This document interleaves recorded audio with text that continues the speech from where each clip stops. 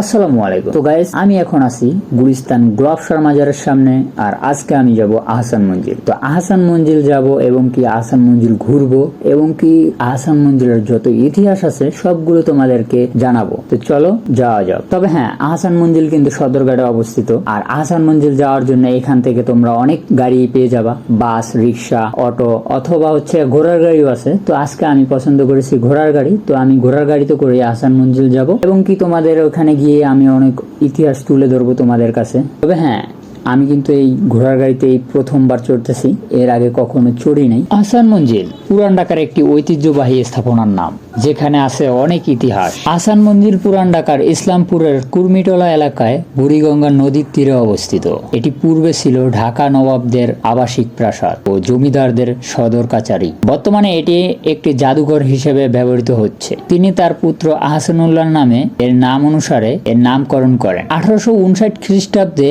আহসান মঞ্জিলের নির্মাণ কাজ শুরু করে 1872 খ্রিস্টাব্দে সমাপ্ত হয়। 1906 খ্রিস্টাব্দে এখানে এক আনুষ্ঠানিক বৈঠক মুসলিম লীগ প্রতিষ্ঠার সিদ্ধান্ত হয়। আহসান মঞ্জিল কয়েকবার সংস্করণ করা হয়েছে। অষ্টাদশ শতাব্দীর মাঝামাঝির সময়ের জামালপুর পরগনার জমিদার শেখ এনায়েতুল্লাহ আহসান মঞ্জিলের বর্তমান স্থানে রংমহল নামে একটি প্রমোদ ভবন তৈরি করেন। পরবর্তীতে তার পুত্র শেখ মতিউল্লাহ রংমহলটি ফরাসি বাণিজ্যদের কাছে বিক্রি করে দেন। বাণিজ্য কুঠি হিসেবে এটি দীর্ঘদিন পরিচিত ছিল।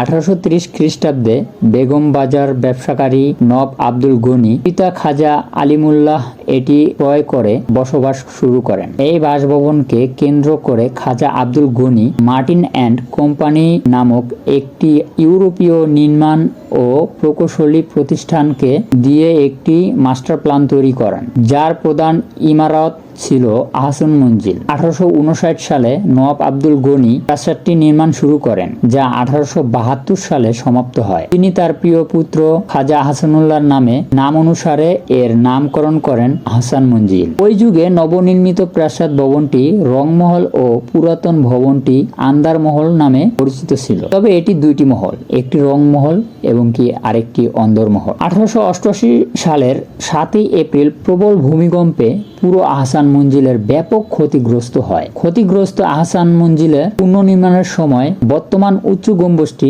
সংযোজন করা হয়। পুনর্নির্মাণ ও মেরামত জন্য রানীগঞ্জ থেকে উন্নত মানের ইট আনা হয়। মেরামত কর্ম পরিচালনা করেন প্রকৌশলী গোবিন্দ চন্দ্র রায়। সে আমলে ঢাকা শহরে আহসান মঞ্জিলের মতো এত ঝলকালো ভবন আর ছিল না। 1897 সালে 12 জুন ঢাকা ভূমিকম্প আঘাত হানলে আহসান মঞ্জিলের ব্যাপক ক্ষতিগ্রস্ত হয়। আহসান মঞ্জিলের দক্ষিণের বারান্দা সহ ইসলামপুর রোড সংলগ্ন নহবত খানটি সম্পূর্ণ ভেঙে পড়ে। পরবর্তীকালে নবাব আহসানুল্লাহ তা পুনর্নির্মাণ করেন। 1952 সালে জমিদার উচ্ছেদ আইনের আওতায় ঢাকা নওয়াব এস্টেট সরকার অধিগ্রহণ করে, কিন্তু নওয়াবদের আবাসিক ভবন আহসান মঞ্জিল এবং বাগানবাড়ি সমূহ অধিগ্রহণের বাইরে থাকে। 1960-এর দশকে এখানে থাকা মূল্যবান দ্রব্যাদি নওয়াব পরিবারের সদস্যরা নিলামে কিনে নেয়।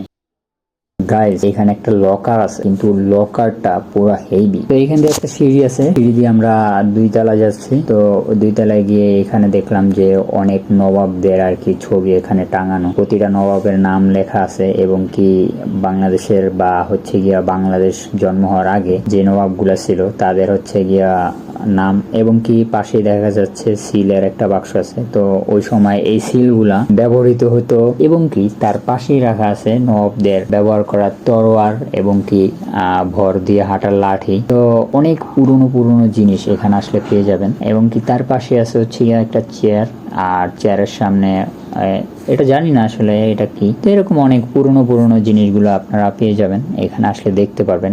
অনেক বছর আগের চেয়ার টেবিল, তারপর থালা বাসন ইত্যাদি অনেক রকমের জিনিস পেয়ে যাবেন। এবং কি এখানে আসে একটা সিঁড়ি, 2টা সিঁড়ি। তো এখনকার আমলের যে ডুপ্লেক্স বাড়ি আছে, এই বাড়িতে যেমন সিঁড়ির ডিজাইন করা হয় ঠিক এরকমটাই আর কি ওই আমলে ডিজাইন করতো। আর এখানে আছে পানির ড্রাম।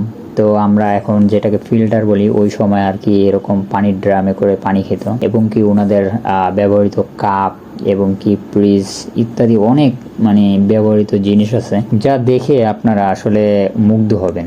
এবং কি তাদের যে খাট, পালঙ্ক, চেহারা দেখার জন্য মিরর, আয়না, এরকম ইত্যাদি অনেক ধরনের জিনিস পাবেন, আলমারি, তারপর ড্রেসিং টেবিল। মানে এখন আধুনিক যুগে তো অনেক ডিজাইন সুন্দর করে বানানো হয়, আর ওই সময়ের আমলে যে ডিজাইন করে বানাইতো যা দেখতে একদম অসাধারণ লাগতো। চমৎকার কিছু ডিজাইন আছে এখানে যা আপনারা আসলে দেখতে পারবেন। তো আমি একটা জিনিস খেয়াল করলাম যে এটার ভিতরে হচ্ছে গিয়া লেখা আছে ছবি তোলা নিষেধ, তারপর মানুষ ছবি তুলতেছে। আর এটার যে দরজা, ভাই দেখো দরজাটা কত বছর আগের পুরনো, অনেক সুন্দর ডিজাইনের দরজা। আর দরজার কাঠগুলো অনেক পুরনো দেখা যাচ্ছে। এবং কি এইখানে ওদের যে ব্যবহৃত ফ্যানগুলো আছে দেখেন।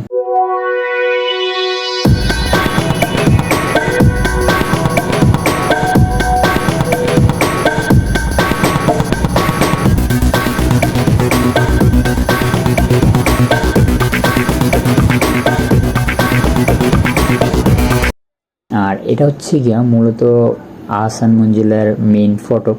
তো এইখানে কত মানুষ ভিড় করতেছে দেখো। শুক্রবারে আসলে খুব প্যারা খাইতে হয়, কারণ অনেক মানুষজন আসে শুক্রবারে আহসান মঞ্জিল দেখার জন্য।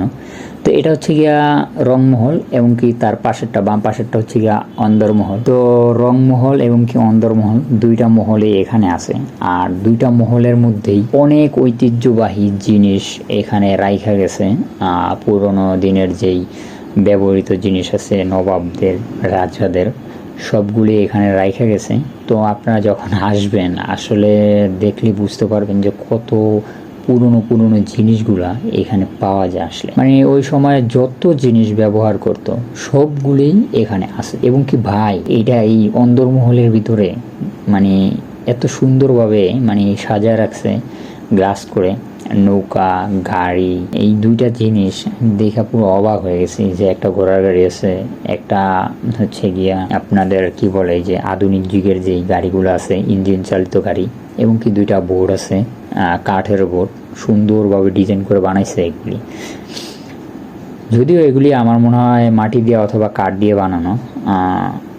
তার পাশে হচ্ছে গিয়া পালঙ্ক আছে। তো এটা আর কি দেখা যেতেছে নতুন লাগতেছে, কারণ হচ্ছে গিয়ে এটা রিসেন্টলি বানানো। আজকের ভিডিওটা এই পর্যন্তই, দেখা হচ্ছে কোনো একটা পরবর্তী ভিডিওতে। তো ততক্ষণ পর্যন্ত ভালো থাকবে, সুস্থ থাকবে। আর আমার চ্যানেলটাকে সাবস্ক্রাইব না করে থাকলে সাবস্ক্রাইব করে রাখো। আরও নতুন ভিডিও আসতেছে সামনে ইনশাল্লাহ। সবাই সাবস্ক্রাইব করে রাখো। Thank you so much. আল্লাহ হাফিজ।